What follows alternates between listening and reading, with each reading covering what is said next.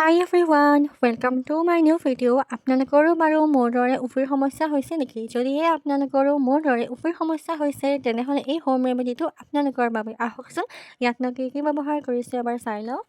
ইয়াৰ বাবে আমাক লাগিব কেৱল মাত্ৰ 4টা বস্তু। আচলতে দুটা বস্তুৰেও হয়, কিন্তু মই 4টা বস্তু এড কৰিছোঁ। আৰু ইয়াত মেইন ইনগ্ৰেডিয়েণ্ট হৈছে নেমু টেঙা আৰু নাৰিকলৰ তেল, এল'ভেৰা জেল আৰু গ্লিচাৰিনটো অপশ্যনেল হয়। কিয় দিছোঁ বাৰু মই ভিডিঅ'ৰ মাজত কৈ দিম দেই।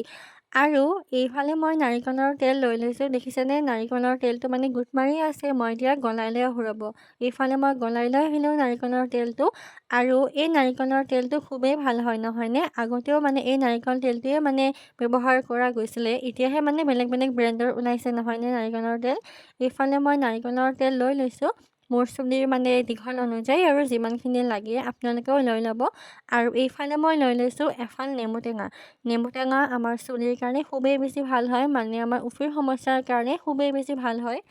নেমু টেঙাই আমাৰ চুলিৰ গুৰিত যিবোৰ লেতেৰা থাকে সেই লেতেৰাবোৰ নোহোৱা কৰে, আৰু আমাৰ চুলিখিনি একেবাৰে নিমজ কৰি তোলে। নেমু টেঙা বাৰু স্কিনৰ কাৰণেও ভাল, নহয়নে? এইফালে মই নেমু টেঙা ফাল আতি লৈছোঁ, আৰু বহুত ৰসাল হয় দেই নেমু টেঙাটো। এইফালে মই নেমু টেঙাৰ ৰসখিনি উলিয়াই ল'লোঁ, কিন্তু নেমু টেঙাৰ পিচটো পিছে পেলাই নিদিওঁ দেই। এইটো মুখত লগাম, কাৰণ নেমু টেঙাই আমাৰ স্কিনখনো একেবাৰে নিমজ কৰি তোলে, আৰু স্কিনত থকা লেতেৰাবোৰ নোহোৱা কৰে।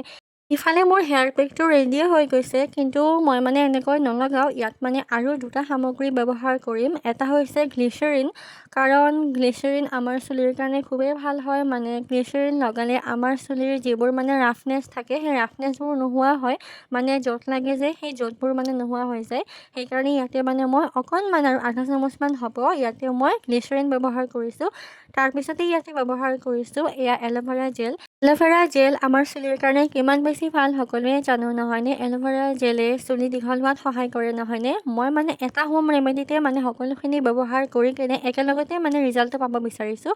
কিন্তু অকল যদি উফিৰ সমস্যা হয় তেনেহ'লে ইয়াতে অকল নেমু টেঙা আৰু নাৰিকলৰ তেল ব্যৱহাৰ কৰিব, আৰু বাকীকেইটা নকৰিলেও কথা নাই। মই যিহেতু অকণমান এলেহুৱা হয়, সেইবাবে গোটেইকেইটা একেলগে দিছোঁ। আৰু ইফালে চাওক হোম ৰেমেডিটো ৰেডি হৈ গ'ল মোৰ।